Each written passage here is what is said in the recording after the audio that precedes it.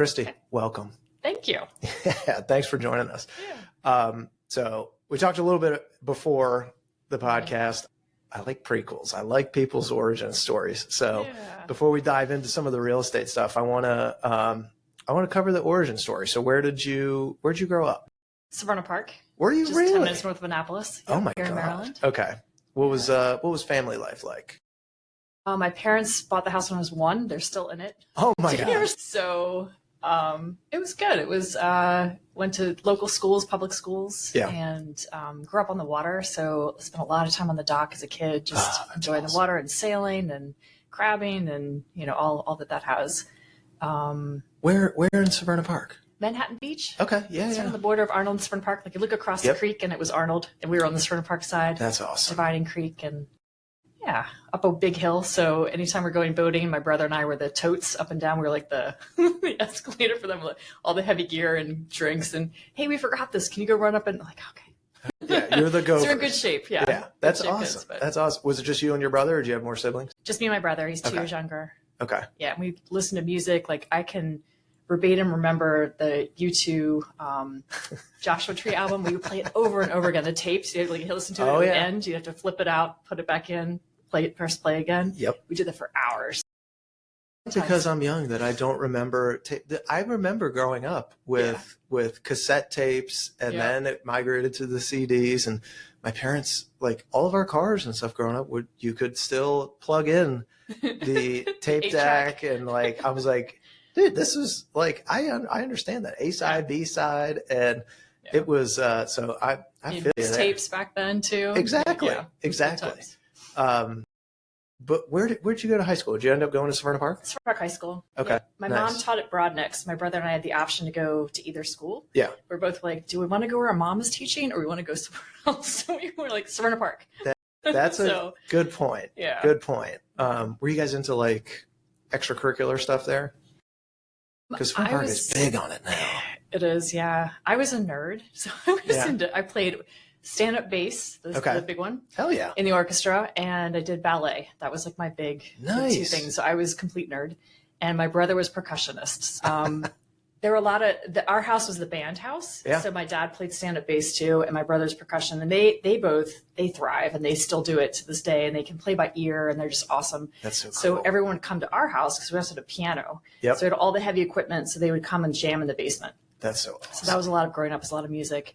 And I tried playing the bass, but I always needed sheet music, and I enjoyed it, but it was just not my thing. So I could express myself through music that way. Yeah, dance is cool. Do you still dance? Just for fun, just in my living room. Yeah, making breakfast, just kind of dancing.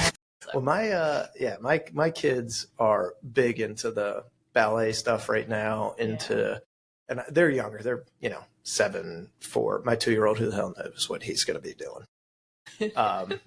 My guess is something in sports, because it's like having a lab in the house. Yeah. He is constantly moving and running around and doing stuff, and so he's interesting. But I get the artsy side from my girls. My girls absolutely love all of that stuff. Sports are they're kind of feeling it out, seeing if it's something that they enjoy doing. But I always like learning what people are interested in, especially growing up, because most people that get into this business are not interested in it when they're young. It's not like I didn't grow up thinking I was going to be a realtor. So same. Exactly. So what was your dreams growing up? I thought I was going to teach wilderness therapy to high school kids out camping. No kidding. So I got a degree in environmental resource management from Virginia Tech. Okay. And I thought I was going to go back for my master's in education. Yep. And then take kids out camping, and just from the inner city. Like I just thought that was, because I connected, that changed my world. It was like being out in the wilderness and being out in backpacking and hiking, and totally different scenes. So I just thought that was going to be my pathway, and then it wasn't. No.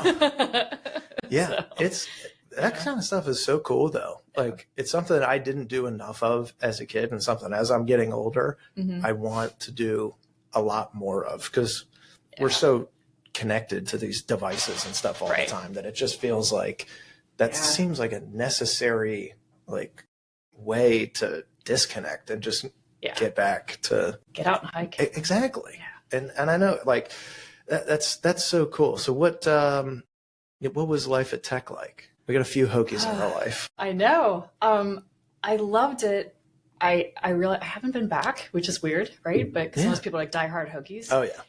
And it was mostly because I missed the water, so I felt landlocked, and it was a little landlocked for me. But I loved dorm life. Like I would go mudsliding, so there were lots of rainstorms. I was in the girls' dorm and across was the boys' dorm, and in between there was this big field, and right next to the basketball arena. And we would just like go out mudsliding and go back in and track mud through the hallways and get in big trouble for that, for getting to the showers and things. But it was a lot of fun. I enjoyed it. It was a good time. Tech is a cool place, man.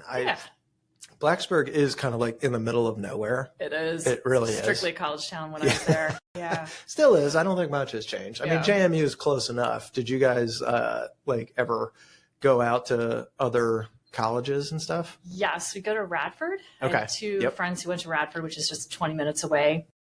And I had 10 people pile into my VW Bug convertible once. We're like, how many people can we fit in here? And there's one person in a frunk, because that was the only car that had a frunk.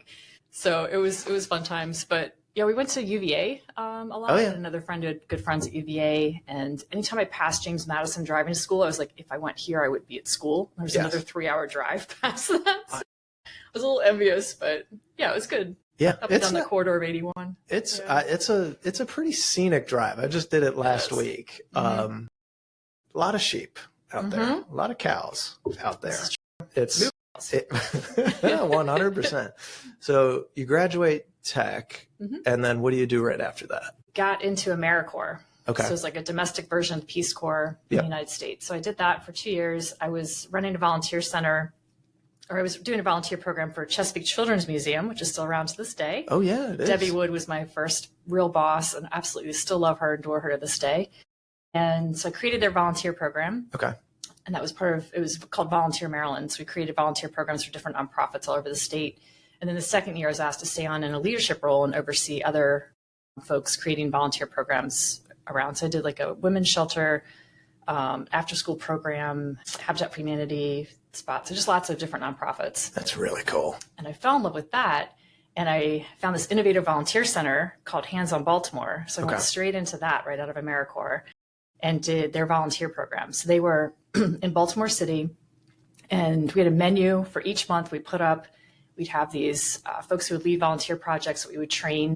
And you could pick from any, if you're a young person in the city, you're like, I want to give back. I don't know what to do. We had this whole menu for you. So it was after school programs, building houses, homeless shelters, like you name it, you wanted to do it, we would plug you in. And so I did that for 6 years. Okay. And then I got bored because it was small, and I was like ambitious, and I was like, worked my way up in that nonprofit. And then I said, I want to go to New York Cares, which is the biggest city cares organization, which Hands on Baltimore is a part of. So I went up there to do grant fundraising for them, and it was like I had to raise $1 million in grants in a year, which is like totally seemed impossible to me. So like, holy cow, that's a lot of money, especially for me in like early 20s. Yeah, making $40,000 a year at nonprofits. Right? How am I going to pitch that? How am I going to do that? Oh my gosh! But I'd done a lot of fundraising for Hands on Baltimore too, so a little bit under my belt. But I went up there with an air mattress and a suitcase on Sunday night. Monday was my first day at work, and Tuesday was 9/11. Oh my god! So I was right by Union Square, 16th and Union Square. Anyway, so that changed me. That's where the origin story where it begins, if you will. And I never, after AmeriCorps, I never went back to get my master's. I went back and tried school, and it just wasn't for me. But I love the nonprofit sector. I just fell in love with it. So that's kind of the trajectory that I took. That's pretty cool. Yeah. What kind of drew you into that? Have you always been interested in giving back and helping others? For whatever reason, yes. Yeah. Even as a kid, I was like, if I had 2 coats, I wanted to give one away to someone who didn't have one. It just is my nature. It's just, I don't know. It just came out that way. That's really cool. That's like a sweet soul. Yeah. Do you think that's something that your parents instilled in you, or is it something you were kind of born with? They were big on volunteerism and giving back, but I think not to that extreme. They're focused on the environmental world, which is where I got my environmental passion, for sure. The environmental space is super interesting. Are you still active in it? Very active. In fact, we just hosted an Earth Day event and made the front page of the Capitol. No kidding. So we did a free shredding event where we recycled the shredded paper through EcoCycle. It was a shredding, or EcoShred was the name of the company that did that for us. And we collected books for International Goodwill, bikes for a place out in Frederick that ships them internationally, SPCA, we collected towels and pet food and leashes and things like that, and eyeglasses and hearing aids. And that's cool. So we wanted, if you're going to do spring cleaning and you want to get rid of stuff, why not set up a one-stop shop where instead of things going to landfill, we could get them to police people who need them or recycle or reuse. Yeah, so, that's awesome. So how did you end up getting into real estate? Backwards. So after 9/11, when that happened, that was super intense because our nonprofit was one of 4 that oversaw Ground Zero. So we were in charge of the volunteers there. And it rocked my world, as it did everybody. You know, everyone has a changing of heart story around 9/11. 1,000%. Yeah. So I knew basically no one in the city, and I stayed and I fulfilled my commitment. I raised $1 million. Yeah. Mostly a fourth of that was a tribute to Jimmy Buffett, huge fan of his. No. His foundation called Singing for Change Foundation had funded $10,000 grant for Hands on Baltimore when I was there, and I got to know their folks through the foundation there. So I reached out to them, and they said, "Hey, we're planning this benefit concert, and we know you, and we would love to. We're going to split it 4 ways. We're going to raise $1 million and split it between 4 nonprofits, and we'd love for you to apply." So I applied, we won. No kidding. And got that. So that helped me leave earlier than I thought. So after the closing ceremony of Ground Zero, I was able to leave and come back home and figure out what the heck I was going to do with my life. How long were you in New York then? 9 months. 9 months, jeez. Yeah. Always. From 9/11 to closing. Probably the most tumultuous 9 months that New York has had. Yeah, it was something. I can remember leaving the office that day because everyone had to walk home because they shut down all the public transportation. Yeah. And walking past people with dust on them all over their clothes because we were a mile away from Ground Zero. That's where the office was. And my home was 4 miles north in upper East Harlem. Yeah. So I had to walk back. But I can remember vendors coming out and just putting out water for free for everybody. And like the whole city pitched in and was amazing in their giving and how they came alive. And everyone wanted to volunteer in Ground Zero. And we didn't have enough things for them to do. And the liability was so high. Oh, yeah. So we did like blood drives and just things that people could do to give back in some way. Yeah. But that was super intense. And I burned out. I said, you know what, instead of begging for money for nonprofits, which it felt like a chore. Yeah. That's what I was doing. I said, I want to make enough money where I can give back to the things I care about and make a difference that way. So I got to figure that out. What am I going to do? So I came back to Maryland, just like, I want to be close to family again. I don't want to move away. I understand now how important that is. So I've been here ever since. And I said, I taught kickboxing for a year till I figured things out. Yeah. That's awesome. So, because I'd done that previously, anyway, so it just seemed like a good outlet. And then I said, well, maybe I want to try, because real estate, it's so easy to get your license. Yeah. Right? It's 1,000%. Still too easy, I think. I have opinions about that, but anyway. And, as do I. And I said, well, maybe I can flip houses, right? So I get my license, I'll get the inside track on places, and I've got all these nonprofit connections so I can get contractors cheap and everything else. But I had no savings, right? I was coming out from $40,000 a year salary with, debt. Yeah, so exactly. How was I going to fund a project like this? So I got my license, and it was Champion Realty was around at the time. It's not around anymore. And they said, you have to sit desk duty. I was like, I don't want to sit desk duty. I want to flip houses. Exactly. So I reluctantly sat up there. One Saturday, I remember this, and this woman came in the front door, which I think happens very rarely. She walked in, she said, I want to buy this house. I already know what it is, and I want you to help me. And I was like, okay. I guess I have to do this. So her backstory was she had twin daughters. One had terminal cancer, and one was healthy. Oh, and she wanted them to live in a place where it was serene, where they could look at the water and just enjoy life, right? Just, pause and do that. And so she found this place, overlooked the Severn. It's called Rio Lane. Oh, yeah. And there was a walking path to it, not even a driveway. So you had to walk down the hill, walk across the path to the middle of the hill, but overlooking the Severn. It was like this little cabin of a house, right? Wow. But it was perfect for them. And I realized it was like law, because I had to learn about the contracts. It was marketing. It was a lot of psychology, a lot of hand-holding, a lot of fulfilling people's dreams and helping make things happen. And I fell in love with it. I was like, this is amazing. I made such a difference in this person's life. I didn't know you could do that through real estate, right? So it's just like eye-opening. And so 2 years later, here I am. Lee, I tell it to people all the time, because they're like, I tell them, if you put real estate on a resume, you're not going to get anybody's interest. Right. Like, they're going to be like, okay, cool, you sold houses. Ooh. But everyone does that. Exactly, because they think it's super easy. Right.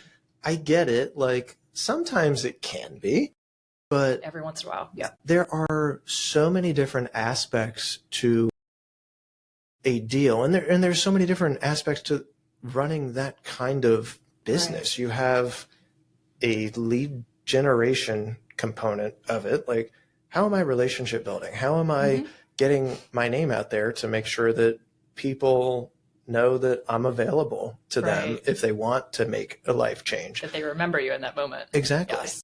And then you have the service component. Like, all right, how can I connect with the people that are willing to work with me? And how do I get them from A to B? And that's, we got to do 15 different things. I got to make sure that my connections in the other spaces of real estate beyond just agency are lined up and that they're going to be able to get these people. So I got the lending component, the title component, inspection, contractors.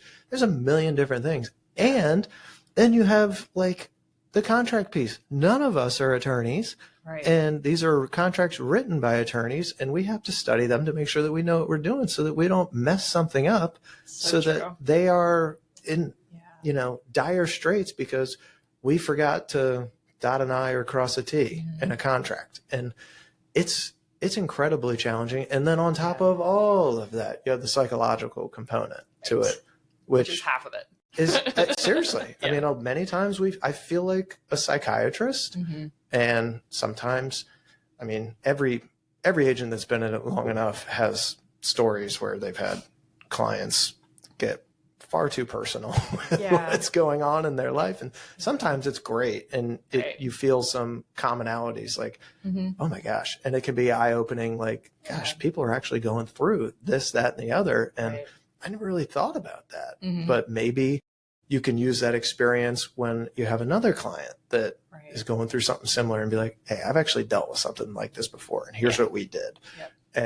But there's so many different avenues that you can go with in real estate, and they get completely undermined by the general public in most cases because they're like, I can throw a rock and hit a real estate agent right now. So it can't be that hard.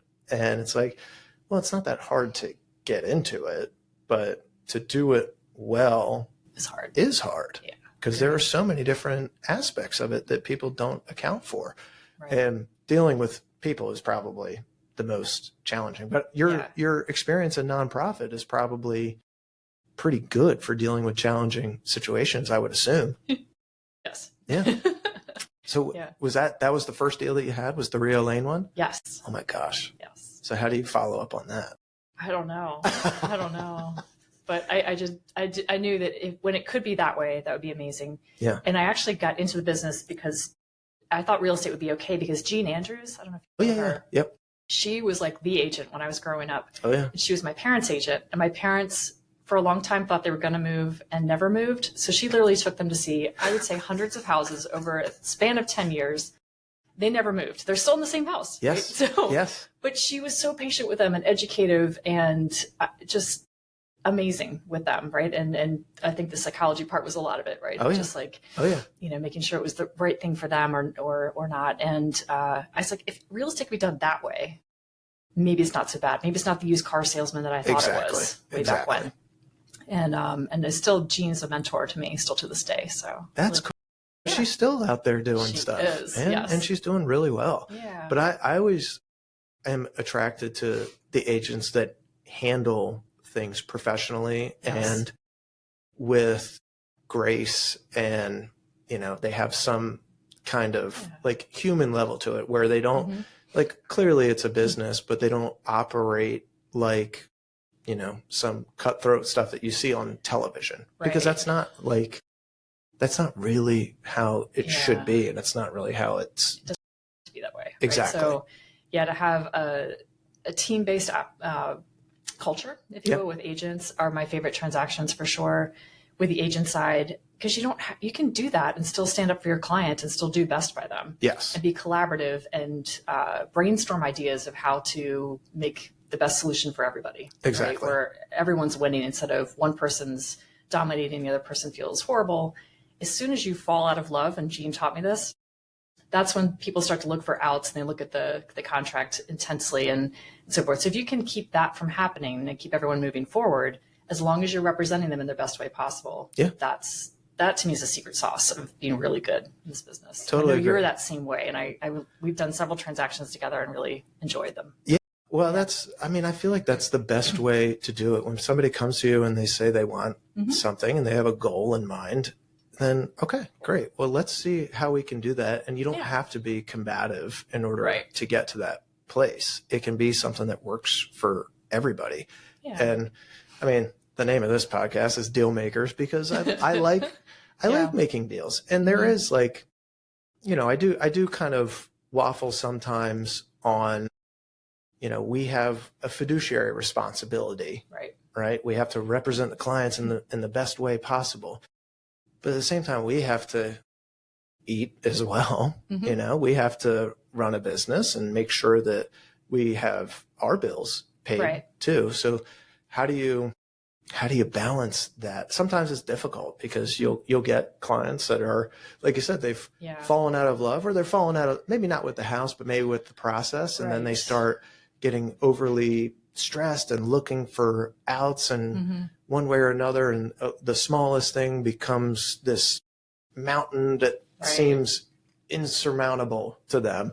And it can be hard to navigate those. But as long as you can, and not everybody can do this well, and I'm guilty. Sometimes I fail at it, but if you can reset and say, like, well, what's the whole purpose of this? I mean, we just had this conversation with a client yesterday who was like, we want to move to Davidsonville. We have to have the schools. We have to have this big house and stuff. And so they put an offer in that's not what the seller wanted. And I'm like, well, you're competing with like 4 other people that want the house just as bad as you do, but maybe more so because they're giving her what she wants on price. And if that, it's hard, especially in a market like this, it's hard sometimes where inventory is very tight and everybody feels like they're compromising on something. It's like, if a house checks 8 out of 10 boxes, is that good enough for you to put all your chips in that basket? Or do you need the pain of missing out on those in order to hope that we find something that might be a 10 out of 10, but it's really hard right now to find a 10 out of 10. So there's been several conversations with clients lately that have been like, calm down, everything is okay. We will get there when we get there. And I'm not a pushy type though. I don't push people to do one thing or another. I take an advisory role, and I'm very supportive of whatever their goals are. And I can help you get what you want, but it'll ultimately come down to motivation. Like how badly do you want this? And then I can tell you what you have to do to get that. And this is, what you're up against, and here's how we can get it. But at the same time, like, you got to assume like other agents are out there doing the same thing. And they're saying, well, I'll share one of my differential things with you. Go ahead. So I do open houses for every listing. That's nice. The reason why I do them is different from most people. It's not to generate leads in general. It's more so that there's a time. I usually do them on Sundays because if you have competition, we put houses on the market on Thursday. Let them go through the weekend. So a lot of showings. These are just for really hot properties where it's competitive. Right. So there's just the secret sauce for that. I'll do the open house on Sunday from 1 to 3, get to go to church and then come back. Right? Yep. I do that because I want the people who only spent half an hour in the house had to make the biggest life decision they've ever had to make in a short period of time and go for everything, put in over list price, waive inspections, like all these crazy things that we don't wish on our buyers, but they're doing because if you don't win in this market a lot of times. So I want to have the house open so they can come back through again with or without their agent, just for a second look, just to solidify that that's the house they want. When I started doing that, our fallout rate dropped tremendously. Because before we were having, you see across the industry when people do this, about a third of the homes, the contracts fall apart. They come back on the market. And that does not serve the seller well. Because you come back on the market, you're going to be below list price almost all the time. It's just statistically, it's horrible for you. Exactly. So you try to avoid that. So that's why I do open houses. That's a really smart and thoughtful way to do it, because you're totally right. Because especially in a market like this, like I got into this in 2013. You used to be able to go to a house 2, 3, 4 times in some cases, and over like a week or two, and be like, okay, I think I can bring your parents, check in, get their feedback. You had the time to do all that stuff, and now you don't. And I mean, we get the notifications all the time from agents like, hey, it went on the market on Thursday evening, we have a deadline. And it's like, well, how can I possibly get my people there and write an offer that they're going to feel comfortable with after seeing it for 15 minutes? Right. And it's like, all right. Because then if they get it, which at this point it's rare if you look at our numbers, but if they do get it, then it's like, are we making the right decision? Exactly. And they're constantly questioning that because you don't have the time to process all that stuff. So that's really thoughtful. I love that methodology. You obviously have grown a lot from the first deal to now. A little bit. Quite a bit. How do you think you did it? I mean, if you had to go back and look, how do you blueprint that? I think it's, philosophy of, if you give people what they want, in turn that wheel of generosity comes back to you. Yeah.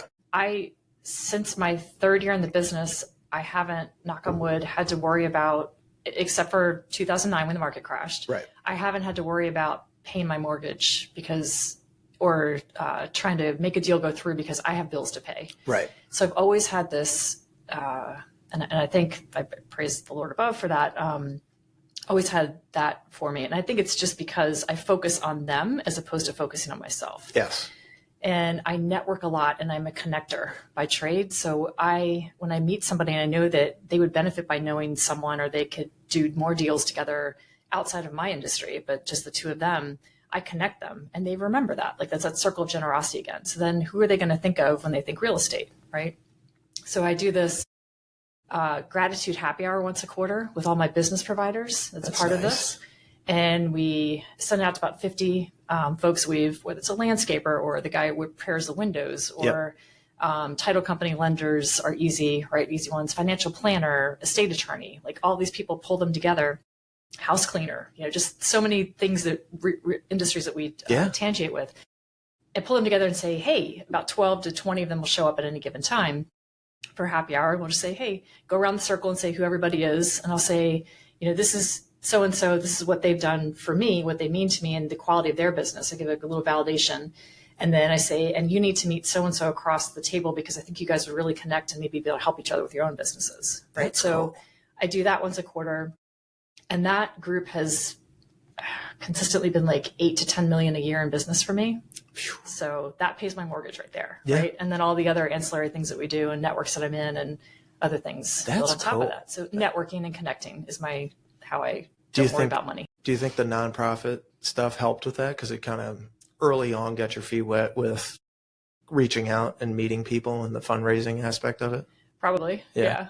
Focusing on the people. That's a great way to build a business, though, to connect people. 'Cause you're right. They totally remember you, and you're the reason that they got what they got. Right. What do you think about the state of the market right now? People ask me, how's the market? And I always say it's emotional and it's weird.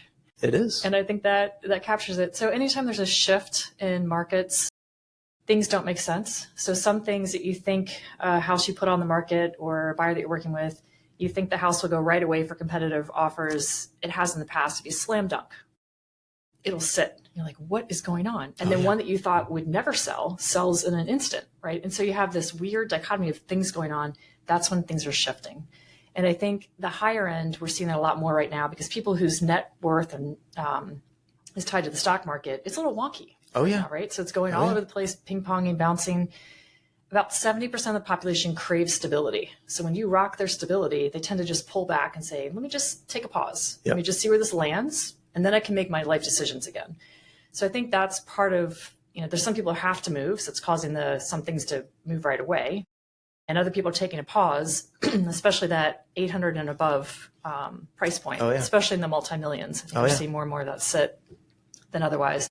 You still have a conglomerate of first-time home buyers that you still have enough buyers and not enough listings where that hasn't really affected that as much. So we're still seeing those fly off the handle still. but these are shifts, and that's what makes it emotional and weird.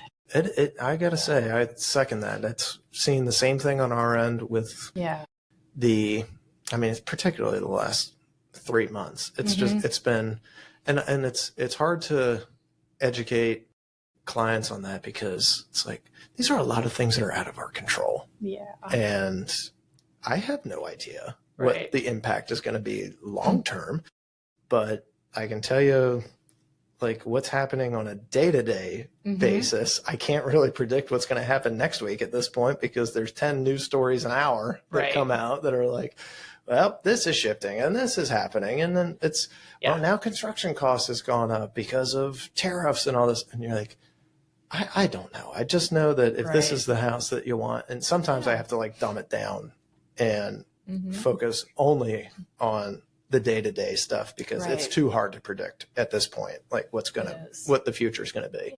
But it's also opportunity, right? So there's less people buying at that time. Yes. It's a great opportunity for buyers, especially in the higher end, because they can take advantage of less competition. Yep. So, it's always that when people are in fear, that's when opportunities arise. True. So very true. Yeah. I haven't had a lot of people push back on rates lately. I think there's been a lot of, not necessarily like reassurance, but just, or comfort level, but they've just kind of settled in at this point. Because they're stable. That's the one thing that's stable right now is the interest rates. Upper 6s to low 7s, ping-ponging back and forth in that little range. It's the only thing really that's been stable. True. Are you seeing different buyer behavior in the luxury space over the last 18 months than we've seen prior? I mean, it's not COVID anymore where things are like, I will give you my firstborn. I will. We're not seeing quite that. No. I think, what I just described about the stock market is kind of causing people to take a pause at the moment. Prior to that, we've seen a lot of luxury, COVID and since transact that hasn't in the past, like much higher percentage. I think what we're looking at in the upcoming 6 months to a year is folks who had high net worth jobs in DC who got laid off or are they're business contractors and tied to government contracts. A lot of those are also let go or things are shifting there. So I think we're going to see folks who were like, plus they have to go back to their offices now, a lot of them that they didn't have to before. During COVID, I'm sure you experienced this too. People were like, well, I have this $1 million condo in DC, or I could move out to Annapolis, look at the water for $1 million in a single family home, or $1.5 million, right? In a decent house with a dock and the waterfront lifestyle. Instead of being in DC, and I don't have to commute anymore. So this is going to be awesome. Well, now they have to commute again. So we may see more waterfront opportunity coming up over the next 6 months to 18 months. And I also had folks reach out to me and they said, hey, we hear foreclosures are coming. I was like, well, the foreclosure process takes at least a year, and it's going to take a while for folks to, when they do lose their job or have to transfer, do something different, for all that to shake out. So I'm like, that may be the case in a year to a year and a half from now, or 2 years from now, but probably not right now. Yeah. So make your decision based on what's in front of you, or, wait the 2 years. But in 2 years, the house you wanted may be worth $100,000 more. And then you're, so. And you might be right back at square one. Yeah. I've had some other people talk about the potential for foreclosure and stuff. I don't think that we've seen it that much, but the ones, like I have a couple of people that are interested in flipping and stuff like that, and they go to the auctions at the courthouse and stuff. Right. I would say like 90+% of the time, the bank just buys it back. Correct. And then it's, all right, well, what do we do now? Yeah. Should we reach out to the attorney? Like, they're not going to do anything with you. Right. They don't know you. And so, I don't know that's, we'll see where that ends up going. But I'm curious what your take is on the NAR settlement and the commission stuff, because that's been a big discussion over the last, 8 months or whatever. Yeah. And I have no issues with discussing it with clients or anything like that. 5% of the time they see the value and they're like, I've always paid X% or whatever. And I get it. And so, does it mean I heard somewhere or I read an article where I don't have to pay a commission anymore? What is that about? Right. And so I don't know if you've had any experience with clients. Oh yeah. I proactively bring it up because it's out there, right? Yeah. So it's best to just do that, in my opinion. So I always tell people, like, the lawsuit was about decoupling. Right. So instead of a seller pre-agreeing to pay both commissions in advance and advertising that as part of their marketing, now it's been decoupled. So now we're going to negotiate and talk about my commission only, so that half of it, and then understand that the buyer's agent is also going to need to be paid. And sometimes we'll see that come through in an offer, and sometimes we won't, or reduced or whatever. So they're going to negotiate with the contract that commission. Yep. We should expect that to be half of what or double what I'm charging you. Yep. So that's kind of the number that typically comes through.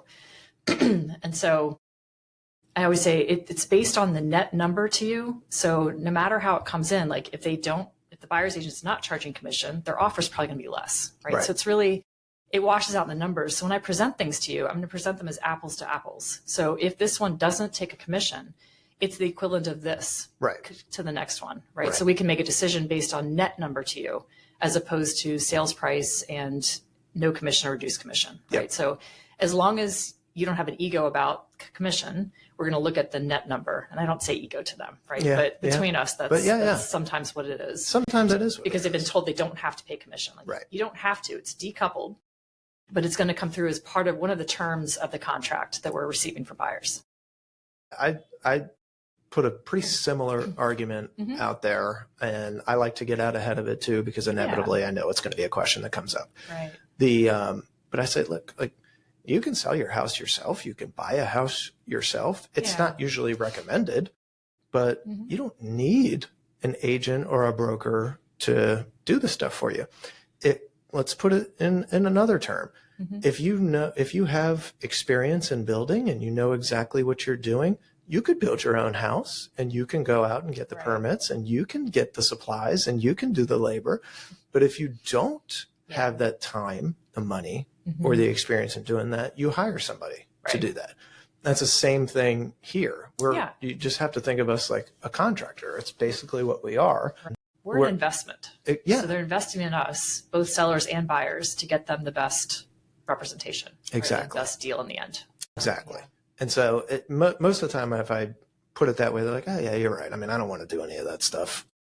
You know, we'll leave that up to you, and I get it. And it's a lot. And depending on the price point too, it's a good amount of money. I'm like, I know, but look at all of your neighbors, and I can tell you exactly what they've paid for the same services from either me or another agent. They're not all agents are equal, as we've found out over experience, but at the same time, like, sometimes it's a necessary evil if you don't have the time or budget to do stuff yourself, like any other contracting business. Can I share? I do think it helps to provide understanding of value of agents and to be more selective about your agent. Yes. On the buyer side, right? They've always, in my opinion, been selective about listing agent. Like, I'll often be one of 3 that they're interviewing. Right. You know, if I don't know them directly. But buyers will sometimes show up at an open house and say, or call listing on Zillow or Redfin and say, okay, I'll meet you at this house. And they don't know that that's who they're hiring really to represent them at the moment. No idea. With no interview, right? And no process. So I think decoupling has helped our clients realize that it is important to understand, how do you negotiate? How do you represent me? You know, what are the pros of working with you as opposed to not working with anyone or someone else, right? So that's something that I've tried to institute with our group is like, if we have a buyer that's interested in going out and seeing stuff and they're not really sure who they want to work with, or they think they might want to work with us, that's great. Yeah. Let's sit down at our office or coffee shop or something and actually like go through the process and get to understand their goals better. I don't want our first meeting to be like, oh, you want to go and see this house? Okay, fine. I'll meet you out there in an hour. It's like, you're transactional at that point. Not relational. Exactly. You haven't built any value at all doing that, other than this guy knows how to open a door. So that's wonderful. And he picks up a phone, which yes, there is some value in that, but it's hard for a buyer to justify what they might be paying you or what you might be collecting from the seller, depending on what you negotiate for that service. We try to do consultations anytime that we can on if we're bringing on a new buyer, I want to know exactly what they want, and I identify their goals, their timing, all the stuff, so that they feel like, oh, A, I'm being heard, B, they've demonstrated market knowledge, and C, like, we've started having a lot more people call us that are interviewing buyer agents in the last, I don't know, 2 months, right? Which is good. I think it's a great step forward for the average consumer to be like, hey, we should really like pay attention to who's representing us. Totally agree. What they bring to the table. So I've been pleasantly surprised by that. How do you stay sharp with all the changes in the litigation stuff that comes out and the new practices that we have, the technology, the policies, all that stuff? What's your best way? Because it can be mind-blowing sometimes. Keep with all of it. Being learning based and always having a coach. Totally believe in both of those. So always pushing and trying to find. So like just recently, social media is picking up for all of us. That's probably why we're here. Who's the best social media person in real estate that you can think of out in any market? In any market. Who you see the most? There's a guy in DC who I'm friends with that it depends on what kind of content you're talking about. Okay. But in terms of professional content that looks like it's been crafted by Condé and Nast, it's Daniel Hyder. Okay. He does exceptional video work and social content. I always look at his stuff and I'm totally blown away with just the level of it. I mean, he had a Easter post that wasn't a simple Happy Easter. It was a true, like almost a small movie, a short film. Yeah. That was, I assume he hired a child actor. Goes through one of the listings that they have, and he does like a ton of high-end stuff in DC. And I met him when I was working at Sotheby's a few years ago, and he does most of his focus in this ultra luxury high-end space in DC and Northern Virginia. And it's everything that he does tells a story. It's super engaging. I think he's still like the #1 TikTok followed real estate brand out there. And I'm on TikTok, but I'd never scroll through it because I'm like, I'm going to lose an hour of my time if I open that app up. So no, thank you. But it's like he has this listing that honestly looks like the White House. And he's got this kid who's probably 5 or 6 years old walking around this property, touring the grounds, looking for Easter eggs. And he's picking up these Easter eggs. He's looking around, and then he's going through the house, finding other Easter eggs. And so the whole time you're watching this kid go around, but at the same time, you're also seeing this awesome house while you're at it, but you're not totally focused on the house. You're kind of focused on what this kid's doing. And then you see like in one of the foregrounds, you see like 2 bunny ears pop up from behind a bush. It is really cute. And then you get the Happy Easter thing when it all wraps up. But it's maybe a minute long, but it's like almost everything he does tells a story and has some kind of narrative beyond, look at this amazing house.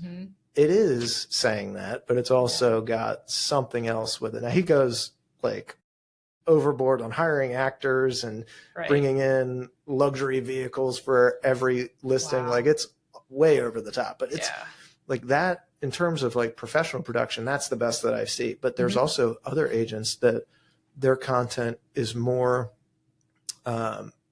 much more informational about either the market or the process or the area that they live in, and highlighting, this is why you got to live in this area. This is what draws people to it. And there was one I saw yesterday, some agent, I think in, I don't know if it was Sarasota or somewhere in Florida. And they, not a professional production the way that Daniel does his, but it's showing a bunch of kids running around in the playground of basically this house that they are selling. And it's like, if you lived here, this is what life would be like. And there's like 15 kids sprinting around and using the entire house as a playground.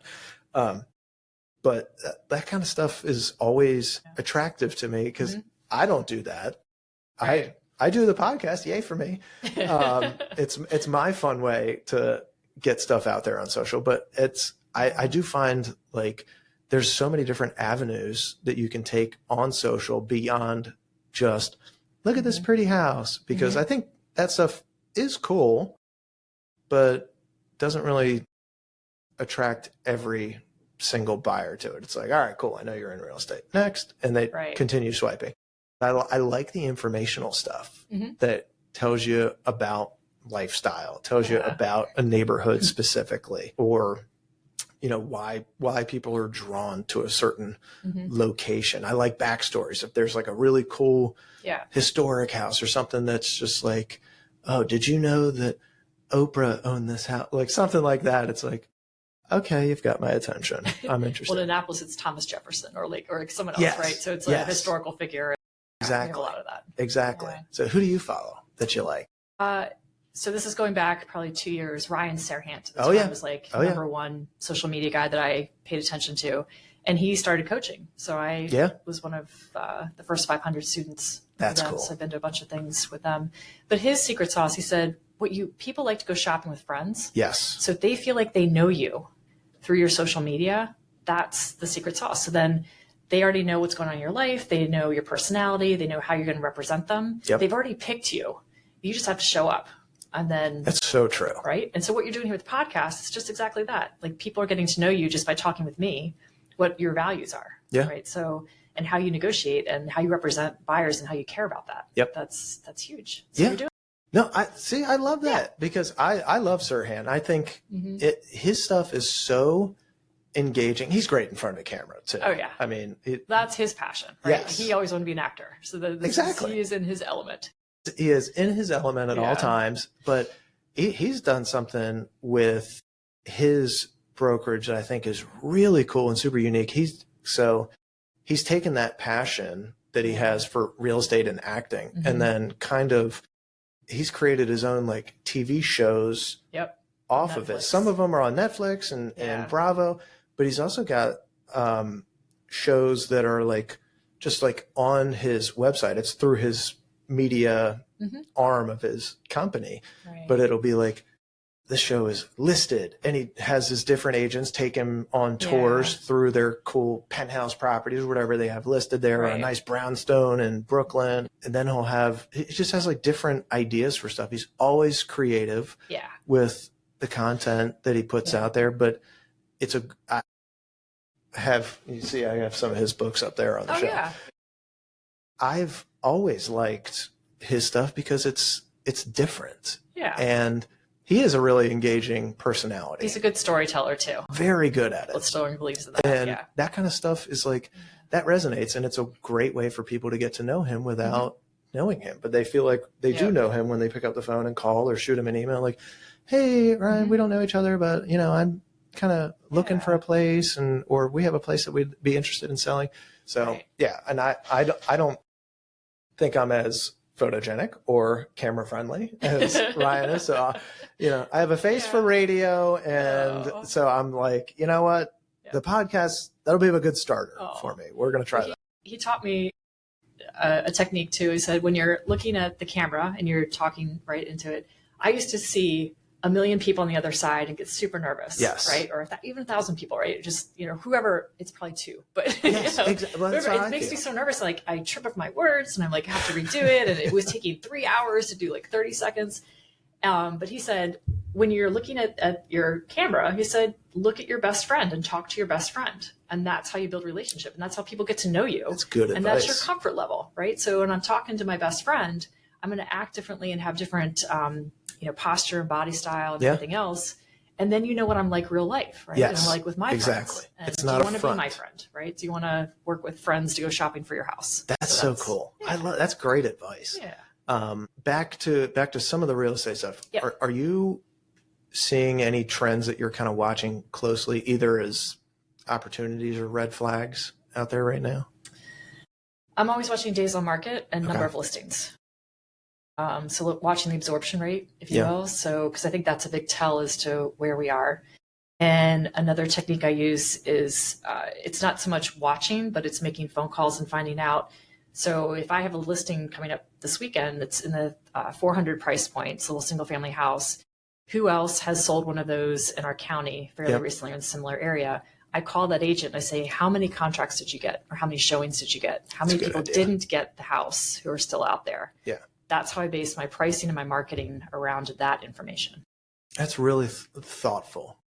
Something that I don't know many people that do that, but that's a great way to figure out for your seller. Give me all my secrets. Here's what, no, I mean, it's great though. That's what we do. We collaborate, right? And it makes us all better. Exactly. So, but I think that's like another value add where you're going the extra mile, and for your seller, like, I got to imagine they're probably like, oh shoot, we didn't know that. We heard that they had X number of offers, or, you know, they had 20 showings, or it was so busy. And like, actually the agent said that they had like 5 showings and it wasn't, they ended up taking the first thing that came in. It wasn't, they thought they were going to get, you know, some crazy number, but that's smart. Right. That's smart. And something else I do is whenever we do get multiple offers in and the seller picks the one that they want, and then there's a bunch of people who didn't get it, right? And their hearts get broken, and they've spent hours with their agent. Of course. So there's so many people, so many hours tied into this and emotions tied into that. I personally make a phone call to every single agent who put the offer together, and I say, hey, out of the 7 that came in, your buyer's offer was number 3 in the pile. Yep. Here's why. And I say, you know, this is, it's like, please don't use this against me, but I want to give you feedback so you can better represent your buyer in the next one, so they understand why they didn't get it. But by doing that, I build a relationship with that agent, all 6 of them, right? Yep. And I say, I appreciate the time and effort that you put in. I know what that means. I've done that, and not 1, 2. Like, it's painful. It hurts. I want to help you win next time, right? Without having to step on my client's toes, right? And then we always pick one as a backup contract too, because we don't want to go back on the market if the first one falls apart. We want to go to the next best one, because we can't reproduce that initial first impression that we had. No. So those are things. But what that does is when I submit an offer to another agent, how many agents do you think I now know and have good relationship with by doing that? Probably a significant number. A ton. And I teach classes and I do other things. So I want to be the person who's collaborative. People know that about me. So that when it's down to me, I'm one of the top 2 offers for somebody else, and the agent says, you know what, I know this person's really going to get the deal done and get us through and be collaborative and a team-based player. If it's at all possible, she will be the one to do that. Versus another person who has a reputation for something completely opposite. Right.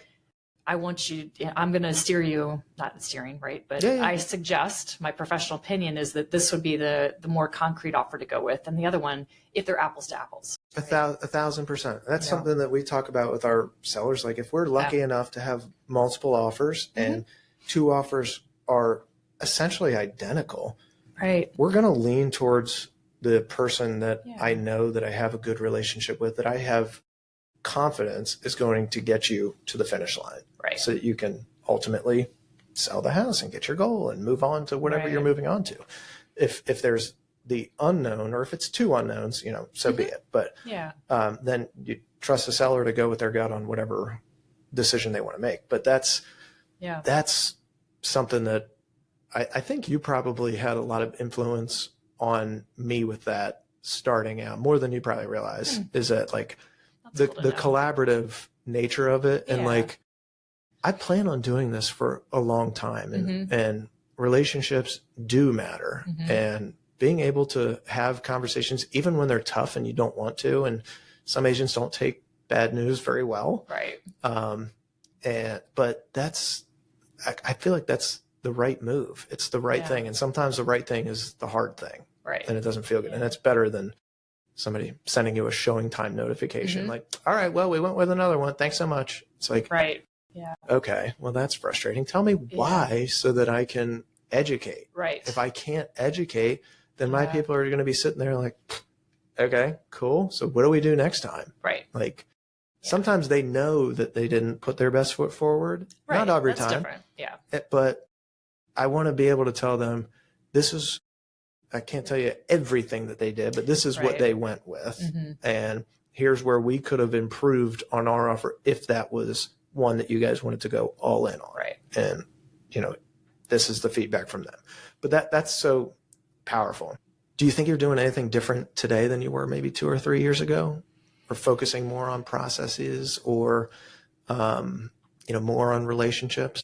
Different from that. Yeah. I will tell you that, I think all agents who do a lot of business, you occasionally have a client who just, I don't know how to say this, but they suck the life out of you. Yeah. Just beat you down, and it's traumatic, right? Oh, yeah. And a lot of times it takes away from your future business because you're just emotionally battered from that. Yes. That thing that happened.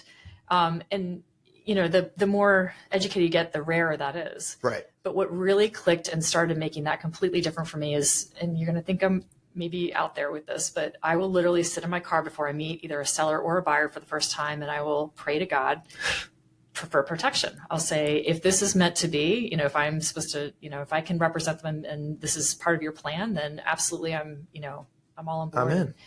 If I don't, I may not know why I lost this right. and beat myself up about it later, I'm not going to do that because I know it wasn't part of your plan. So it's having that pause and that intentionality of saying, I'm not going to win every one. And sometimes you don't know, and you do get upset. You're like, I thought I got that one, right? Yeah. But there may be something was going to happen that you don't know, and you're being protected from, right? Yeah. It's the same with everything in life for me. That's so true. So that's been the latest game changer. I like that a lot. And I feel like that probably gives you a lot more peace when you go in and out of these appointments or these potential clients, to know not everything is in your control. Correct. And the chips are going to fall where they may, and I can put my best foot forward. And if it's meant to be, it's meant to be. That's a more healthy mindset than trying to control everything. Exactly. Yeah. And most agents are control freaks because we run our own business. And I was, I talk to people in our office all the time, like, real estate agents are difficult to deal with in many cases because it's usually a second, third, fourth career for a lot of people. Sometimes that's because of good reasons, like, hey, I have a knack for this, and I can go out and create my own business with my own client base and network and all that stuff. And then other times it's nobody else wants to work with me or hire me, so I'm going to go out on my own and do things, and I have a schedule on my own time and blah, blah, blah. It's sometimes it can be challenging, especially when the bar is low.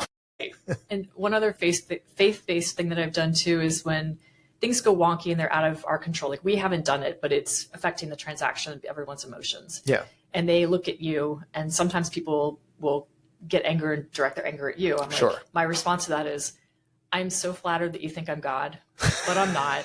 But we're going to get through this, right?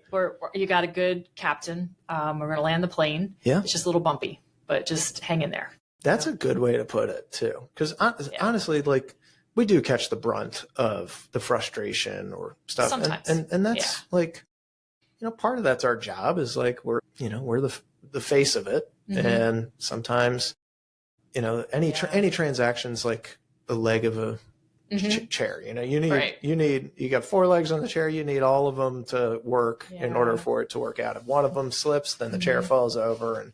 But the best thing you can do is pick yourself up, dust off. You're the chair, unfortunately, or fortunately, depending on how you look at it. But you have to be able to, like, it's like a quarterback in football. You throw an interception. Right. Like, sometimes it's going to be your fault. Yeah. Most times it's probably not. It's probably got deflected or, somebody else. Sometimes other people make a good play, or sometimes it's just bad luck. Right. And it happens. Yep. Gonna dust it off, forget about it, and move on. Yeah. And not meant to be. Exactly. Yeah. And that's just the way it is. But I like the faith-based stuff. Thank you. Have you always been faith-based? No, I was baptized in 2017. No kidding. I was baptized as a child. And then I walked away from God for 20 years. Yeah. And then came back in 2017. Where's your church? I call 3 churches home right now. So Bay Area Community Church is where I got baptized. Yeah. And I was pulled in through there's a nonprofit called Grace Bomb. Yep. And I heard about a Grace Bomb happen, and that actually opened a door for me. And I went to Bay Area and sat in the back, and the sermon series was The Evidence for Christ. I went up to the pastor. His name is Pat Linnell, who runs Grace Bomb now, is no longer pastoring there, but doing Grace Bomb full time. And I said, I got the grace bomb and I wanted to show up at church and hear you. And I said, I think I found my church home. I said, I've been away for 20 years and I think I'm home. Yeah. You know, learned a ton and dove into the Bible like I'd never done that before and wound up getting baptized there. And since then, Lighthouse Church in Glen Burnie has become like a second home. And my third home where I go every Sunday, almost every Sunday, is my 94-year-old aunt. Moved her from Pennsylvania to Catonsville, Maryland, to a senior living facility called Charlestown Senior Living Facility. They have this gorgeous chapel. And I think that the only way that she agreed to go to this place was because of that chapel. Yeah. She did not want to move. So my commitment, because she's got a little bit of memory issues, and to walk to church, she had to remember the hallways. They all look the same. Oh, yeah. That was going to be difficult. So my commitment by moving her was say, I will get you to church every Sunday, Auntie. That's what I'll do. So over the past 2.5 years, it'll be 3 years in August, that's what I've been doing, is going with her to the chapel, having brunch with her, and then coming home. That's beautiful. So that's really cool. I watch the other sermons online. The other churches. But no, that's so cool. You know, I think I let too many excuses get in the way for me. Yeah. Whether it's kids or work or whatever. But it is something that I feel like you can get a lot of strength from by having some accountability to a higher power, you know? So whether it's God or whatever you believe in, I think that's awesome. And I've never had anyone fire me by saying I'm not available Sunday mornings, right? Yeah. Like I'm going to church and they're like, okay, Sunday afternoon or Monday or Saturday's fine, you know. That's nice. Yeah. That's nice. Let's talk about a deal that tested your skills. Do you have any super difficult ones that come to mind? I have a current one. It's not so much difficult, but had I not had experiences in the past, I wouldn't know how to help this woman. So she's been going through back surgery after back surgery. She moved from Virginia to Maryland, and she lives in this waterfront house that's beautiful. Yeah. But to her, it's a prison. She moved from a farm to this to be close to Hopkins. So she can do all these surgeries. Yep. But her lifestyle changed. Her sociability changed. Even though there's water and it's peaceful and she looks out, to her, it's not, right? So it's tied to that memory of pain and surgeries. So she's coming out of this, and she used to, you know, again on a farm, and she's super active and all these things. So she's about to get back to that after all that this is done. And, but her house has so much stuff in it, right? Yeah. Closets are full, because the way she's soothed herself is to buy things while this is going on. So when I came over and she said, you're not the first agent that I worked with someone else before, and it wasn't clicking. I couldn't figure out how to do it. She said, I've got all this stuff. And she's like, I don't know how to move. I want to go to Charlottesville, Virginia. That's home to me. I have good friends there. I want to be there. And I looked around and I said, until you find the home that you're going to go to, that you've chosen, and you get excited about that, this is not going to happen. I just know from experience that this is an albatross sitting on top of you. Like, this is the world, and what is the guy's name? Atlas. Yes. You're Atlas with the world on your shoulders. And she said, you're right. And I said, so there's a vehicle that is perfect for someone in your position. And plus, I can't make the house pretty the way I need to get top dollar for you with everything in it. Right. And you're not in a condition to be able to figure out what you're going to use for the next house when you don't even know what the next house is. Exactly. She's like, you're right. I'm stuck. I said, yeah, this happens to everybody. You're not alone, especially to seniors. Yep. Like, you're not a senior, but this is where I get the skill set from. And I said, so that I'm going to have you talk to a bridge loan specialist. So what they can do is help you purchase the next home without you selling your current home, and gives you 6 months to bridge in between, sometimes 4, sometimes 6. But I said, your home is sellable, but if I try to sell it right now with all the stuff in it and without painting it and doing some things to improve the curb appeal, it's going to sell for probably 50 to 100 grand less than if I can clean it up. A bridge loan is going to cost you about 10 grand. Yeah. So this is an investment. It's not an expense. You have to look at it as investment. So you go find your home of choice, get excited about it, know what it is. Then we know what furniture is going to fit in your next place, what things are going to fit. We'll do a map for you, because we can do that. Pulling someone to help us with that. We're going to help you pack. And we're going to get you there. That's going to cost probably another 10 grand, but we're going to be ahead. Have we not done this? So she is all excited now, and she's moving to Charlottesville. She's actively looking for her house down there. And we it's going to take me longer. So again, I'm not worried about my paycheck, pay my mortgage because I've got other business. So I can take the time with her to do this.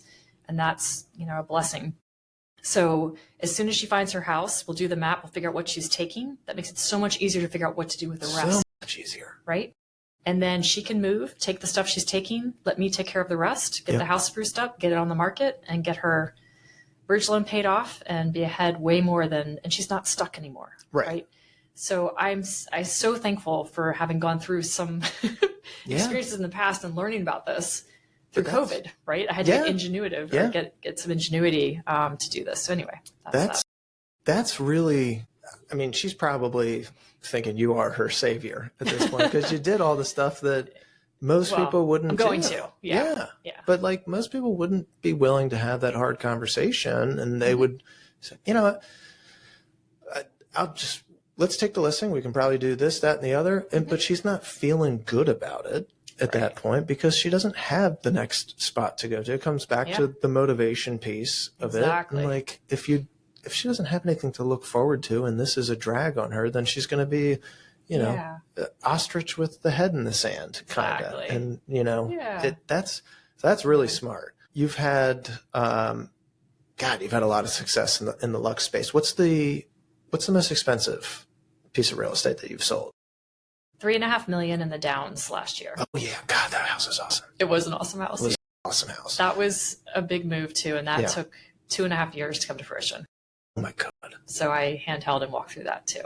And it moved quickly. It moved quick once we were able to get everything out, let me stage it, do all the marketing we needed to do. Yeah. And then it went fast. It went in one weekend where other luxury properties like that were sitting. Yeah. Oh yeah. Oh my gosh. What's the most unusual client request that you've had? Unusual client request. I want a house with a tennis court in the backyard. Oh yeah. Budget is $800,000. Find it. I don't know. Yeah. That's crazy. Have you had we've all had some wild showings. What's the craziest showing that you've ever had? I don't know about showings, but I take pictures of crazy things I find in houses. So my first picture that I decided to keep this little folder in my photos was I opened up a half bath, red walls, and there's a full size disco ball like right above the toilet. I was like, what? Yeah. So there's that. I saw someone cover a refrigerator with contact paper that looked like a checkerboard thing. They're crazy things we find, right?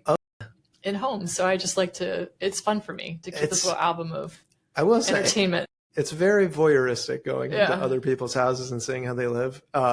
There's some things you can't unsee too, right? Plenty of things. Naked pictures of our toilets or of our bathtubs. I'm like, I didn't take that down. Why is that up? Right. I remember one showing I went into. This place was in, and you might have seen this place. Yeah. This place was in Arundel on the Bay. This was, I think they've since redone this whole house. It's the wildest house I've ever seen. It was on the water, which is what brought my people to it. They're like, we're looking for a project. It's on the water, which is great. Let's check out the inside. There's no pictures of the inside. You walked in. The kitchen was, I don't know, no bigger than this office, probably half the size of this office, if we're being honest, for this entire place. This place was probably 4,000 square feet above grade. They don't cook. No. They don't care about cooking. It had about 6 different offices in there. It had shag rugs on the floor. Groovy.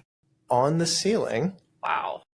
And 8 hot tubs scattered throughout this place, and a gigantic indoor pool that was empty, thank God.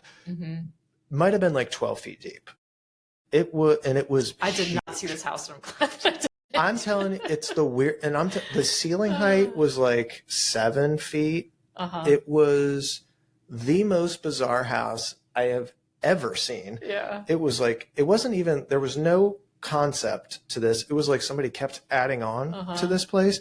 Maybe it was an office. Maybe it was some kind of weird we thought like maybe it's just like some kind of weird sex dungeon den thing. Like Swingers Haven or something. I've never seen anything like this. I've never seen so many hot tubs indoors. I've never seen more than one hot tub in a house. This one has 8. Right. It was the weirdest, grossest thing that I've ever seen. Somebody bought it.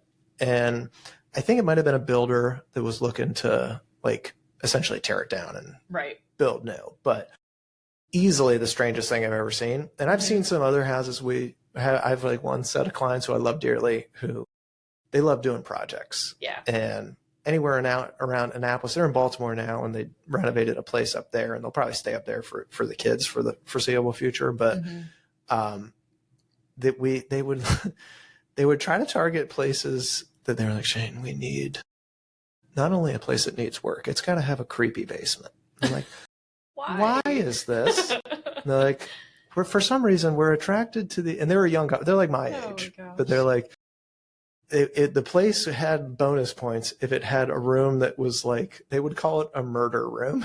They're like, this looks ultra creepy. I think we have to consider this. So let's factor in that murder room. That gave it at least another 5,000 for Shane, us. You need to just sit in the car and pray for prayer. So that's like, I was like, guys, this is bizarre, man. What are we doing here? This house gives me the creeps. I'm not going into these basements anymore. So forget about it. It's wild. So yeah, I've had some crazy showings and seen some bizarre stuff.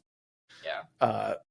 Easily the one that takes the cake is the one in Arundel on the Bay. I'm just going to call it the Swinger Haven. It's totally weird. And I don't know if the neighbors are listening to this. And you have stories, please message them in.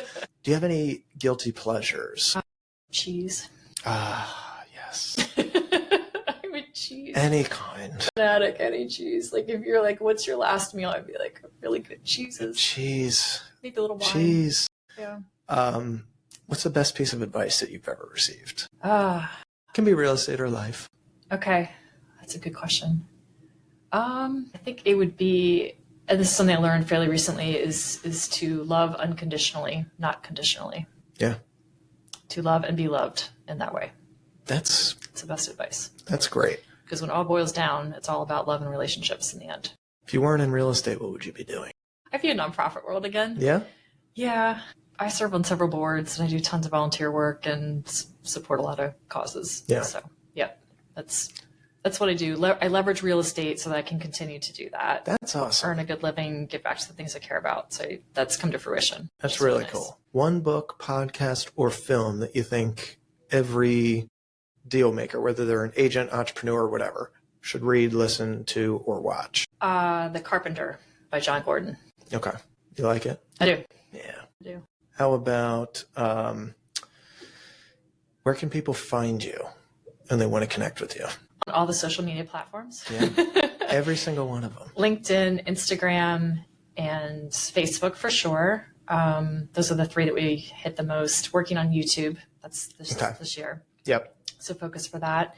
Started diving into TikTok, but because it's unstable, I decided not to pull back from that. So, and we have a website that we're redoing that will be out in about 2 months. Okay. So. Is it still kn-team.com? Yes, and it's still actively up there. It's the older version that will be soon be updated. Awesome. Good. Any other final thoughts before we wrap? Have you ever told your story of how you got into real estate? Yes. Would you like to? Okay, let's do it, because I've always been curious. So when I was in school, so I was at University of Maryland. Mm-hmm. I was in my junior year, and I had a opportunity to take an internship. I was going to work for Discovery Channel because they were around College Park. They might be in like Adelphi or something like that. Yeah. And every internship on this college listserv was unpaid, because this is 2009, 2010, maybe. So nobody's paying anything. Right. And then this one random post came up that was like paid internship on the listserv. So I was like, all right, well, obviously I have to apply to that. And it was for a government position, and it was Department of Treasury. I was like, I know nothing about it, but fine. Yeah. And I ended up applying, going through a couple of interviews, and ended up getting it. And they told me there was like 1,000 applicants or something for this. I'm assuming because it was the only paid one that popped up on this listserv. And they went with me and another gal who ended up becoming a good friend of mine, Jen Chen, who fellow Terp. Nice. And so they took us to, and it was the IRS of all places. I was like, oh, I didn't know this. Death and taxes. You know, this is going to be interesting. Let's see how this goes. You know what? At this point, I'm a beggar. I can't be a chooser. Yeah. I need some money. So I was going to school, working this internship and getting paid, which was incredible. And going to classes and doing the lacrosse thing.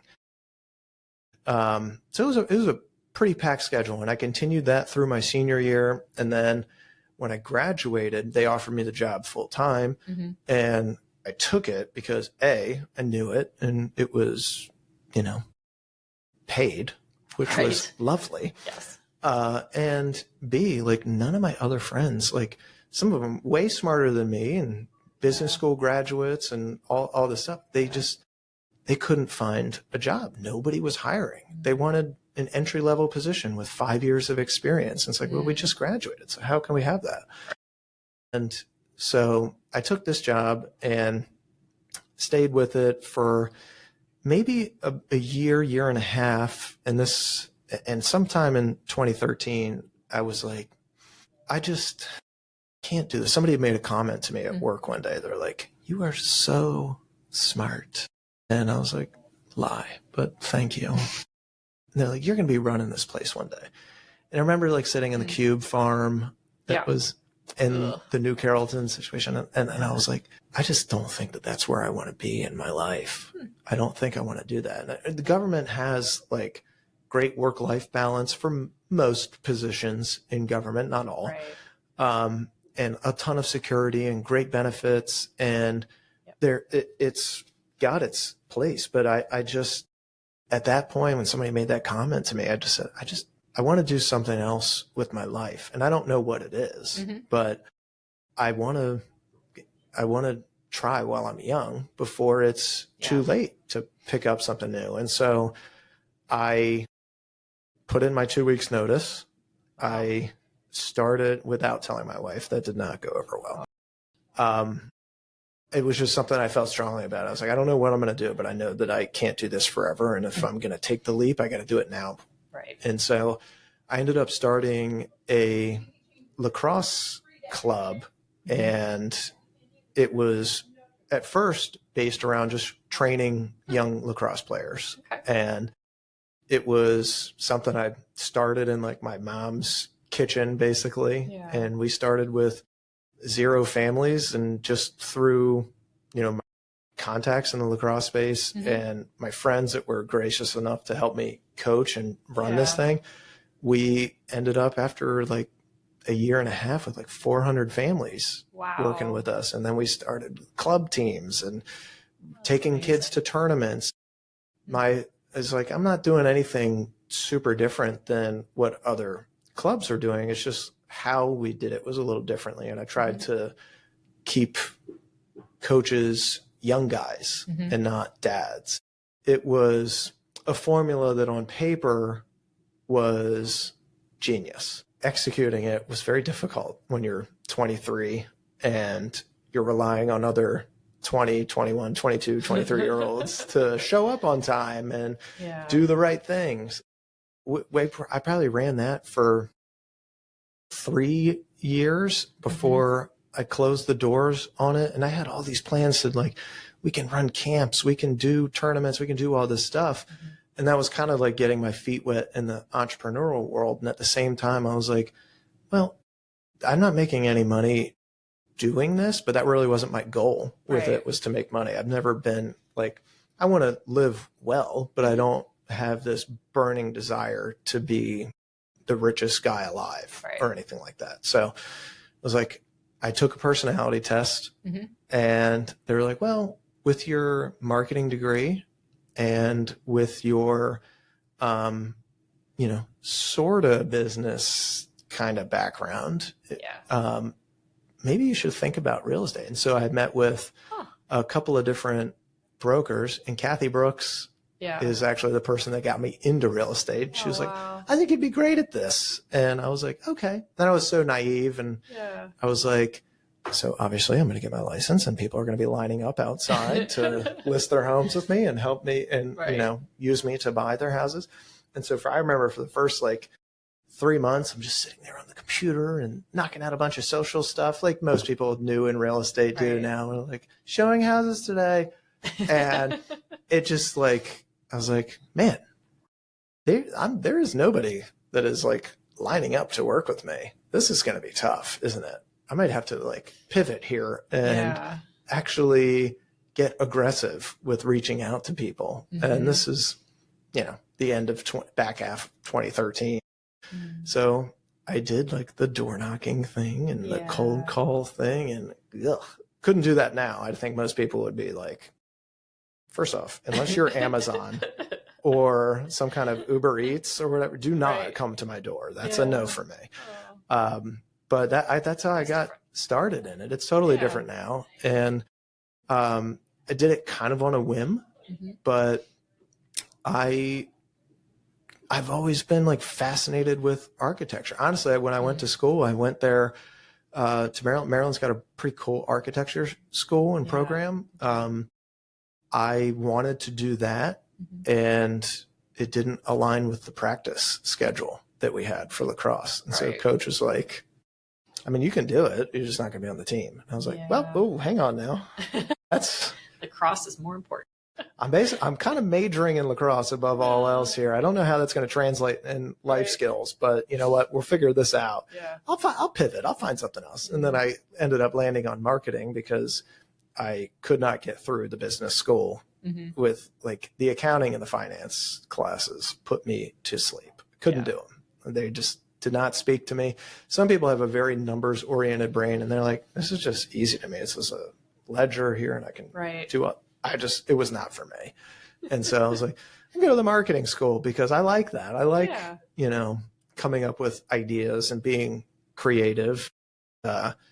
So that's how I got into it. I honestly like fell into it. It wasn't something that I had always thought about doing. I didn't grow up doing anything real estate related. My family wasn't in it, which, you know, a lot of people that get into real estate, that's my mom or dad was in it, or my aunt or uncle or something like that. And it's just, for me, it's just something that, I don't know, it attracted me because I've always liked houses. I've always liked living here. And if I could, you know, figure out the business side of it, I've always been pretty good with people and being customer facing and figuring out like, what's somebody's motivation, and can I connect with them, and can I find a way to get them something that they want. And so that's it. Just, I don't know.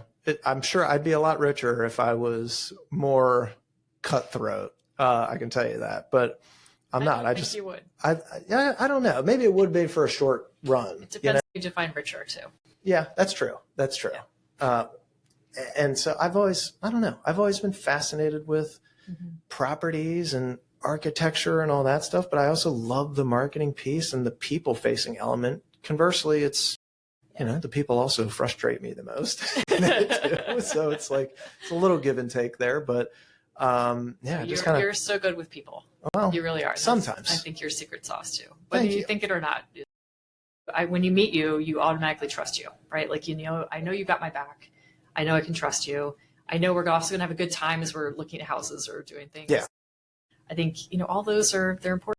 They are important. Yeah. They are important. It's not, you know, I wish I was better at it, but that's like anything in life. I wish I was, you know, a little bit better, but I try to learn and take bits and pieces from people like you. They're incredibly successful at this, and everybody's got a different path and a different background to it. And I have found over time, I enjoy learning people's stories, and then similar to you, just trying to connect them with other people that could benefit them. Yeah. So that's my story. And you have a Ted Lasso leadership sign behind you. I sure do. Yeah. Oh, we're a big Ted Lasso house. My wife has it on every other day. So I love it too. Yes. Well, Kristi, thank you for joining me today. Thanks for sharing your stories. We'll wrap the episode on this, and no, this was awesome. Thank you. You're welcome. All right.